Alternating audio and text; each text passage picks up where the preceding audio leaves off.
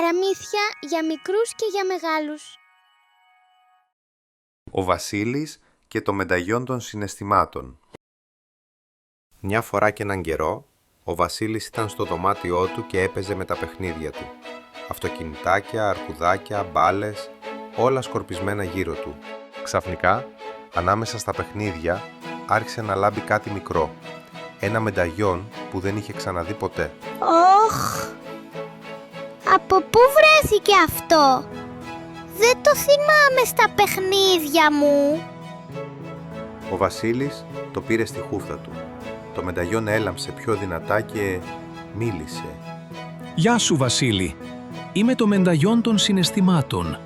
Μπορώ να σε ταξιδέψω σε παιδιά που χρειάζονται βοήθεια για να καταλάβουν τι νιώθουν. Θέλεις να έρθεις μαζί μου?» Ναι, θέλω. Το μενταγιόν έλαμψε μπλε και ξαφνικά ο Βασίλης βρέθηκε σε ένα άλλο παιδικό δωμάτιο. Ήταν γεμάτο κούκλες, κουκλόσπιτα και αρκουδάκια. Στη μέση του δωματίου ένα κοριτσάκι ξανθό με μπλε ματάκια πετούσε θυμωμένα τα παιχνίδια του στο πάτωμα. Όχ, γιατί πετάς τα παιχνίδια σου? Θα χαλάσουν έτσι. Δεν με νοιάζει. Κανείς δεν με καταλαβαίνει. Όλα με ενοχλούν. Ξέρεις πώς λέγεται αυτό που νιώθεις τώρα? Όχι. Μόνο νιώθω ότι θέλω να τα σπάσω όλα. Αυτό λέγεται θυμός. Και όλοι το νιώθουμε καμιά φορά. Αλλά ξέρεις κάτι? Μπορούμε να τον ηρεμήσουμε. Πώς? Εγώ δεν μπορώ να σταματήσω. Έλα, δοκίμασε μαζί μου. Πάρε μια βαθιά ανάσα.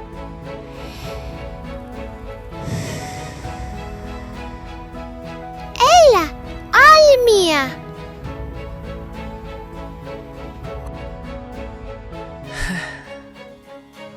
Είναι σαν να νιώθω λίγο πιο ήσυχα μέσα μου. Βλέπεις, όταν θυμώνουμε μπορούμε να σταματήσουμε, να πάρουμε ανάσα και σιγά σιγά έρχεται η ηρεμία. Ναι. Νομίζω τώρα μπορώ να συνεχίσω το παιχνίδι μου. Ευχαριστώ, Βασίλη. Και ο Βασίλης ήξερε πως είχε βοηθήσει το κοριτσάκι να μάθει να διαχειρίζεται τον θυμό του. Το μενταγιόν έλαμψε ξανά μπλε και ο Βασίλης βρέθηκε σε μια παιδική χαρά. Κούνιες, τσουλήθρες, αλλά ένα αγοράκι καθόταν μόνο του σε μια γωνιά λυπημένο. Γεια σου! Γιατί κάθεσαι μόνος σου? Δεν παίζεις με τα άλλα παιδιά?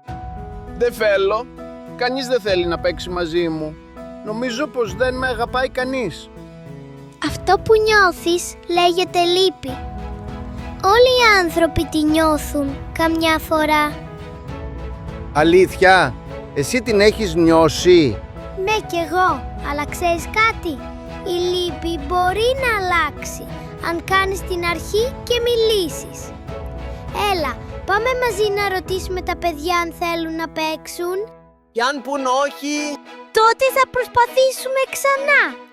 Αλλά αν πουν ναι, η λύπη θα γίνει χαρά. Το αγοράκι σηκώθηκε, πλησίασε τα άλλα παιδιά και εκείνα χαμογέλασαν και το δέχτηκαν στο παιχνίδι. Ο Βασίλης ήξερε πως είχε βοηθήσει ένα ακόμα παιδί να αναγνωρίσει και να αλλάξει το συναίσθημά του. Το μενταγιόν έλαμψε ξανά μπλε και ο Βασίλης βρέθηκε σε ένα παιδικό δωμάτιο φωτισμένο μόνο από το φεγγάρι. Η κουρτίνα στο παράθυρο κουνιόταν απαλά και ακουγόταν ένα ελαφρύ τρίξιμο. Στη γωνιά ένα κοριτσάκι κρατούσε σφιχτά το αρκουδάκι του και κοιτούσε με τρόμο την κουρτίνα.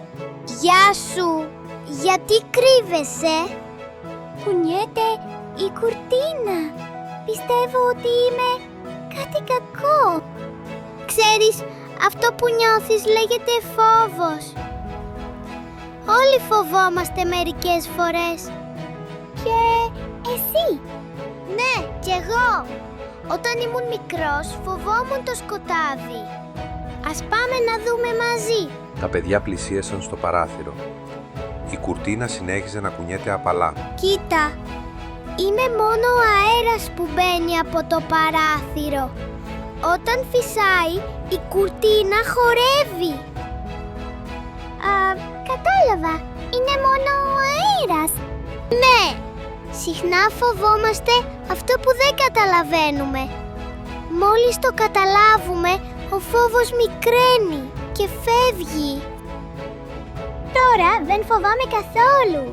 Σε ευχαριστώ που με βοήθησες. Ο Βασίλης ήξερε πως το κοριτσάκι είχε μάθει ένα σπουδαίο μυστικό. Ο φόβος χάνει τη δύναμή του όταν τον κοιτάμε κατάματα και καταλαβαίνουμε τι κρύβεται πίσω του. Το μενταγιόν έλαμψε μπλε και ο Βασίλης βρέθηκε σε μια αίθουσα γεμάτη γονείς και παιδιά. Πίσω από τη μικρή σκηνή στεκόταν ένα κοριτσάκι με το χαρτί του ποίηματος στο χέρι, αλλά έμοιαζε κοκαλωμένο. Γεια σου! Είμαι ο Βασίλης! Γιατί δεν ανεβαίνεις στη σκηνή? Γιατί δεν λες το ποιηματάκι σου? Νιώθω ότι όλοι με κοιτάνε. Φοβάμαι μήπως μπερδέψω τα λόγια μου. Αυτό που νιώθεις λέγεται ντροπή. Όλοι έχουμε νιώσει έτσι κάποτε. Δεν είναι κακό. Κι αν ξεχάσω τα λόγια, αν κολλήσω... Ξέρεις, η ντροπή μικραίνει όταν εμπιστεύεσαι τον εαυτό σου και προσπαθείς χωρίς να σε νοιάζει αν κάποιος πει κάτι αρνητικό. Το πιο σημαντικό είναι ότι το τόλμησες. Σε ευχαριστώ, Βασίλη. Πάω να πω το ποίημα μου. Το κοριτσάκι πήρε βαθιά ανάσα, σήκωσε το κεφάλι και ξεκίνησε να λέει το ποιηματάκι της. Σιγά σιγά η φωνή της έγινε πιο σταθερή και ένα μικρό χαμόγελο φώτισε το πρόσωπό της. Το μενταγιόν έλαμψε για άλλη μια φορά μπλε και ο Βασίλης βρέθηκε σε ένα φωτεινό σαλόνι. Μπροστά στον καναπέ καθόταν ένα αγοράκι με σταυρωμένα χέρια, το πρόσωπό του κατσουφιασμένο. Λίγο πιο πέρα, οι γονείς του κρατούσαν στην αγκαλιά το μικρό του αδερφάκι και του μιλούσαν αγγλικά. Γεια σου, είμαι ο Βασίλης. Γιατί κάθεσαι μόνος σου? Δεν με νοιάζει. Κανείς δεν με κοιτάει πια. Κανείς δεν ασχολείται μαζί μου. Όλοι ασχολούνται μόνο με το μωρό. Ξέρεις πώς λέγεται αυτό που νιώθεις? Δεν ξέρω. Απλώς νιώθω περίεργο όταν βλέπω τη μαμά και τον μπαμπά μόνο με το μωρό. Αυτό το λέμε ζήλια.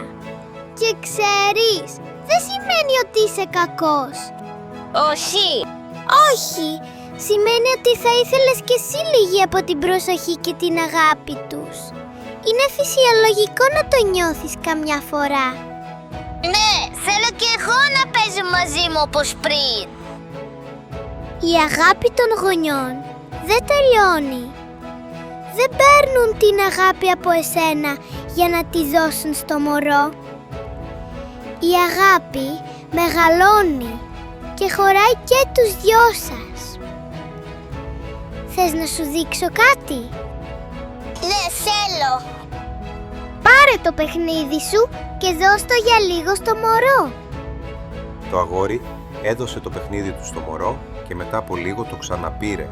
Είδες, το παιχνίδι σου είναι όπως πριν. Δεν έχασε τίποτα.